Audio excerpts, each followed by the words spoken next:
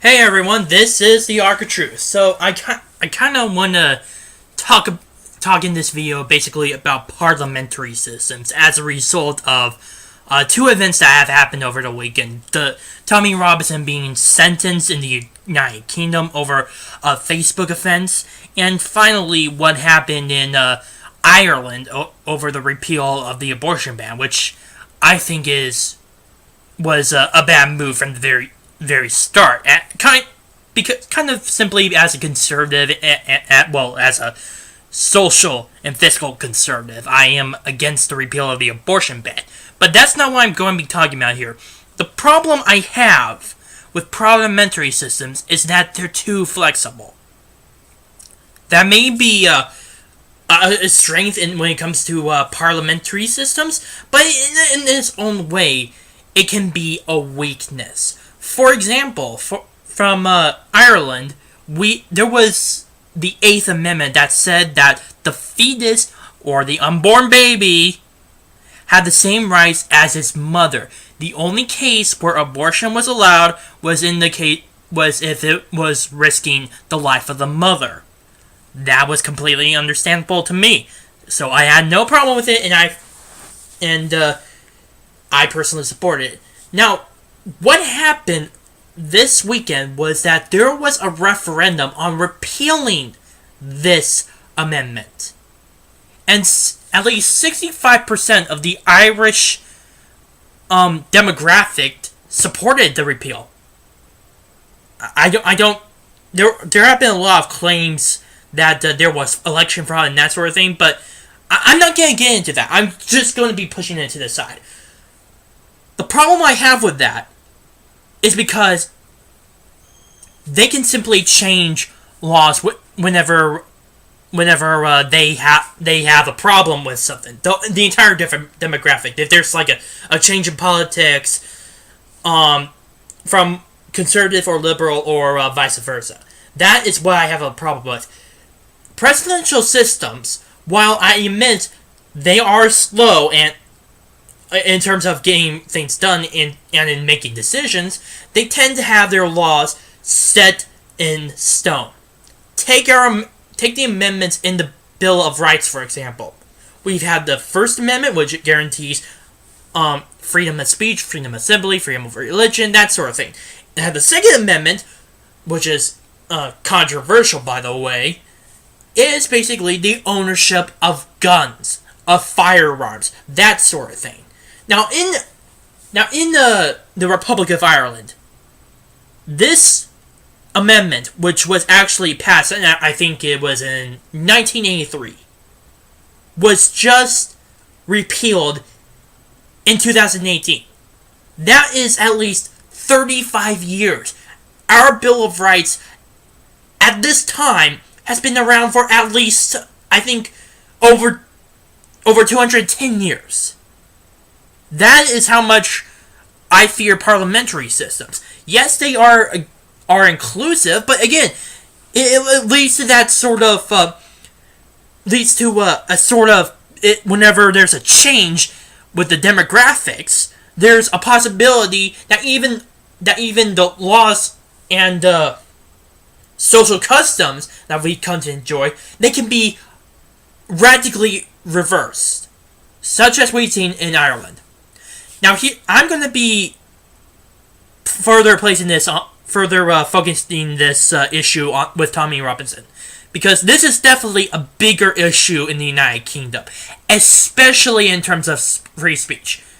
We are, from what I saw in the news articles, he was arrested and sentenced within 5 hours. 5 hours. That's it. Usually in the presidential system or in some other countries, there's a much longer process, maybe a few days or sometimes a few months. In fact, I think it actually takes the Supreme Court in order to see a lot of court cases like Marbury v. Madison at least a few months before they make a decision. And yet, This came up within a few hours. That's something that I would see simply from an authoritarian or a totalitarian dictatorship like in North Korea or China, for instance. That's where I would see it. And just the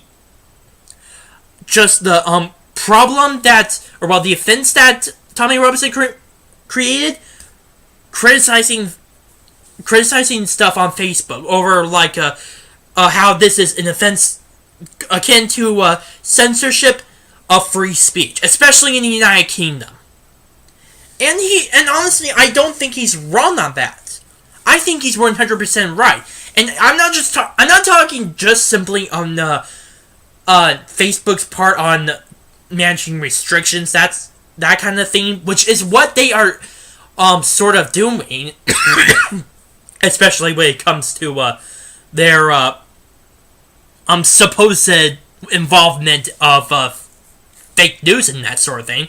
I'm not getting into that, but I am focusing.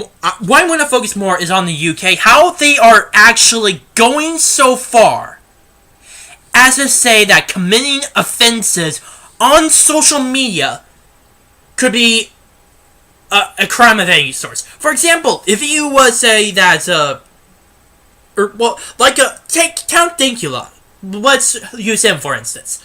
He was in Scotland and he taught his pug to do the Hitler salute, which is actually, believe it or not, something that happened before under the reign of Adolf Hitler. Fortunately, the guy who did it managed to convince Hitler that this was not a joke. Although later he said that it was. But here's the thing.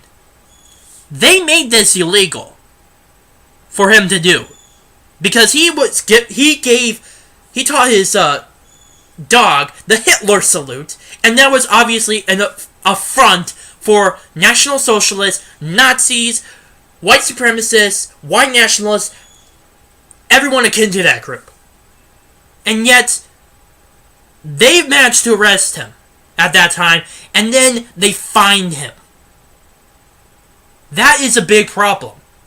Now, with King Dankula, he did manage to have a longer courtway so that there would be evidence gathered and an investigation sorted out. But for Tommy Robinson, that was definitely not the case. Either way, this shows that both Tommy Robinson and Count Dankula are having the exact same issue focused in front of them. They are being attacked because they're speaking out. They are being attacked because of what the UK government says is considered hate speech. If you criticize something on Facebook, it would be considered hate speech. If you teach your baby puppy the Hitler salute, it's officially a hate crime. If you say that I do not like the fact that there's a large amount of illegal immigration, hate crime. If you accuse Islamic terrorist group or radical Islamists of the high stakes increasing crime in the city of London, you are officially called a racist or something like that, and would immediately get arrested in the United Kingdom and possibly fined. Which is kind of weird, because I'm actually going to be going there this summer for my sister's graduation, and then eventually Ireland. So it's kind of funny that I'm talking about all this now. This is the reason why I hate parliamentary systems, despite their supposed democratic leanings. Yes, they are flexible. Yes, they can get problems solved quicker, but they react too quickly. They react too quickly without understanding the problem, and they even react to things that aren't even the problem in the first place. In the case of freedom of speech, instead of actual mass immigration that's been affecting the UK and the European Union. That's all that there is. That's all they're focusing on. That's why I have the problem with parliamentary systems.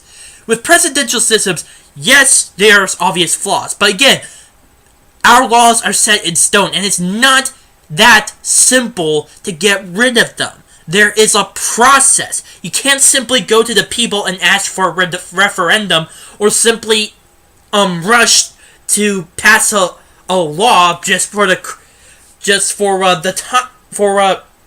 in the heat of the moment. You can't do that in presidential systems. There is always a process. You have to go through the House of Representatives, then the Senate, and then the President. And if you're lucky and not being challenged in the Supreme Court over constitutionality, then it officially becomes law. That is what makes it different. Makes it a complete difference. Process. This is even the same thing when it comes to our amendment process. I'm not really. It's really different from the whole passing of laws, that sort of thing. So I'll try to make this as simple as possible, because it's kind of hazy in my mind a little bit. If 3/4 of all the states, 3/4 of all the states, decided that they want to add an amendment, like say a balanced budget amendment, which is, by the way, still going on, still a process in motion, they could call in a national convention to establish an amendment of that sort. They can do that, and also you need to pass. I think you also have to have 2/3 of each house to support this bill. So either way, this is it's a major process, and there's a lot of checks that I have to go through in order to make this to actually happen. That is why we don't have an amendment which basically repeals the Second Amendment as a result of what happened in Parkland or Santa Fe. That's why that's never happened, and I doubt that will ever happen in the case with the conservative Democratic in the United States. But again, this is just simply from my country. There are a lot of other countries with presidential systems that have different processes, but yet they share the same thing. They have their laws set in stone, and if you want to change them, you have to go through a process, an important process, so that it doesn't violate any social any social norms. That's the best way I can put it. If you don't, then you simply have a parliament or a Congress that is just only based on reaction. Nothing more. This is why I hate parliamentary systems. They're all about emotion and reaction. Presidential systems, with the whole loads of their faults, that they have, they try to understand the problem. My name is Noah Mia, and I'm the Arc of Truth. Please post your comments down below. I would love to hear them about this video. Share it with your friends, and like and subscribe to this channel.